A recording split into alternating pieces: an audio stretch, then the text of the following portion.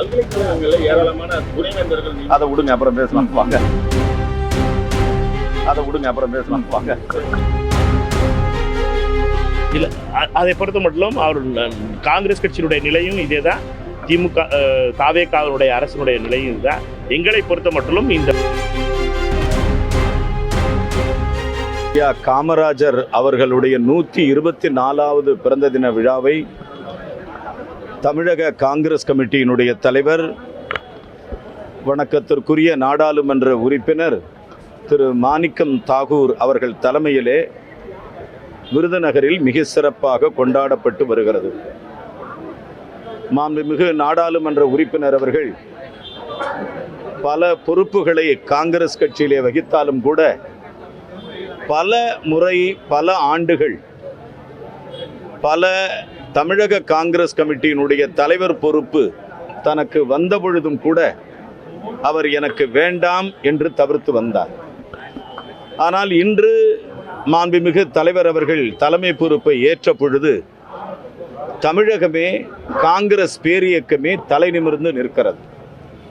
தமிழக காங்கிரஸ் கமிட்டியினுடைய தலைவர் அறிவித்திருக்கிற லஞ்சம் தவிர் நெஞ்சம் நிமிர் என்கிற கோஷம் என்பது தமிழ்நாட்டில் உள்ள அனைத்து கிராமங்களிலும், நகரங்களிலும், மாநகரங்களிலும் இது பரவத் தொடங்கி இருக்கிறது.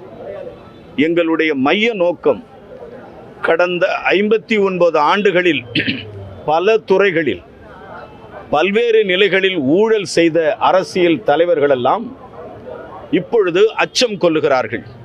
இனிமேல் லஞ்சமே வாங்க முடியாது, இனிமேல் நம்மால் ஊழலே செய்ய முடியாது என்கிற பயம் அவர்களுக்கு வந்திருக்கிறது.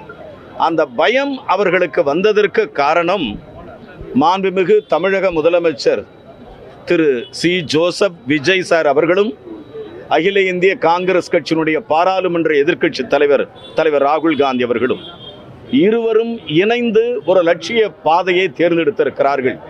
அந்த லட்சிய பாதையில் எங்களுடைய தலைவர் அவர்கள் நிமிர்ந்து நிற்கிறார்கள். நான் அமைச்சராக இருக்கிறேன், என் நண்பர் ராஜேஷ்குமார் அமைச்சராக இருக்கிறார், ஏறத்தாழ 34 பேர் அமைச்சர்களாக இருக்கிறோம். மாண்புமிகு முதலமைச்சர் அவர்கள் கரூரில் நடந்த பொதுக்கூட்டத்திலே மிக தெளிவாக சொன்னார், ஊழல் என்பதே அறவே இல்லாத ஒரு அரசு தான் எங்கள் அரசு என்று சொன்னார். அந்த அரசுக்கு காங்கிரஸ் பேரியக்கம் துணை நிற்கும், தோள் கொடுக்கும். எங்களுடைய ஒரே லட்சியம் ஊழலற்ற அரசாங்கத்தை அமைப்பதுதான். ஊழலற்ற அரசாங்கத்தை அமைப்பதுதான் பெருந்தலைவர் காமராஜர் கண்ட கனவு. எங்கள் ஐயா கண்ட கனவை நிறைவேற்றுவதில் மாண்புமிகு தலைவர், வணக்கத்திற்குரிய நாடாளுமன்ற உறுப்பினர் திரு மாணிக்கம் தாகூர் அவர்கள் தலைமையில் தமிழக காங்கிரஸ் கமிட்டி ஐயாவினுடைய 124வது பிறந்த நாளில் விருதுநகரில் எங்கள் சபதத்தை இன்று நாங்கள் மேற்கொள்ளும். பல்கலைக்கழகங்களில் ஏராளமான துணைவேந்தர்கள். அதை விடுங்க, அப்புறம் பேசலாம் வாங்க.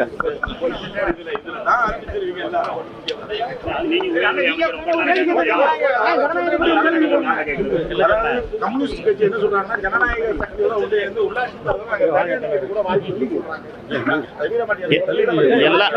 எல்லா கட்சிகளுக்கும் அவரவர்களுக்கு முடிவு செய்யற அதிகாரம். எங்களை பொறுத்த மட்டும் நாங்கள் மற்ற கட்சிகள் ஆதரவு தந்த, இந்த கூட்டணிக்கு ஆதரவு தந்த கட்சிகளுடைய நிலைகளை பற்றி சொல்வது சரியா இருக்காது. அது அவரவர்களுடைய ஜனநாயக உரிமை. எந்த கட்சிக்கு என்ன ஜனநாயக உரிமை இருக்கோ அதை கொடுக்கணும். பெண்களுக்கான அந்த மசோதாவும் மறுவரை தொகுதி மசோதாவுக்கு முன்னுரிமை தரப்படும் சொல்லிட்டு பாஜக அறிவிச்சிருக்காங்க. எப்படி பாக்குறீங்க? காங்கிரஸ் கட்சி அதுக்கு முன்னாடி நிலைப்பாடு. ஏப்ரல் 17ஆம் தேதி, இன்றைக்கு ஜூலை 17, ஏப்ரல் 17ஆம் தேதி இந்த சட்டம் தோற்கடிக்கப்பட்டது பாராளுமன்றம். ஆனால் அதுக்கு 2017 ஏப்ரல் 17க்கு அப்புறம் ஜூலை 15க்குள்ளே என்ன நடந்துருக்கு அப்படின்னா, கட்சிகள் எல்லாம் விலைக்கு வாங்குறாங்க, கட்சிகள் எல்லாத்தையும் உடைக்கிறாங்க. சிபிஐயும் இடியும் சேர்ந்து ஃபுல் டைம் ஜாப்பாக பார்த்துட்டு இருக்காங்க. திரிணாமுல் கட்சியில் இருக்க 20 எம்எல்ஏக்களை தூக்கிட்டாங்க. அமித்ஷாவுடைய தலைமையில் சிவசேனாவுடைய 6 எம்எல்ஏக்களை தூக்கிட்டாங்க. இடியோட வலியுறுத்தினாலும் சிபிஐனுடைய வலியுறுத்தினாலும் இப்படி விலைக்கு வாங்கி ஒரு மசோதா, தோற்கடிக்கப்பட்ட மசோதாவை மீண்டும் கொண்டு வருவதற்கான மோடியினுடைய, அமித்ஷாவினுடைய இந்த திட்டம் என்பது தோற்கடிக்கப்பட வேண்டும். இதற்கு ஜனநாயக யாரெல்லாம் ஏப்ரல் 17ஆம் தேதி சட்டத்தை எரித்தார்களோ, யாரெல்லாம் சட்டத்திற்கு எதிர்ப்பாக வாக்களித்தார்களோ அவர்களெல்லாம் மனசாட்சிக்கு விரோதம் இல்லாமல் இதற்கு இந்த சட்டத்தை தோற்கடிக்கிறதுக்கு கூட இருக்கும். சரியா? போடுவாங்களா?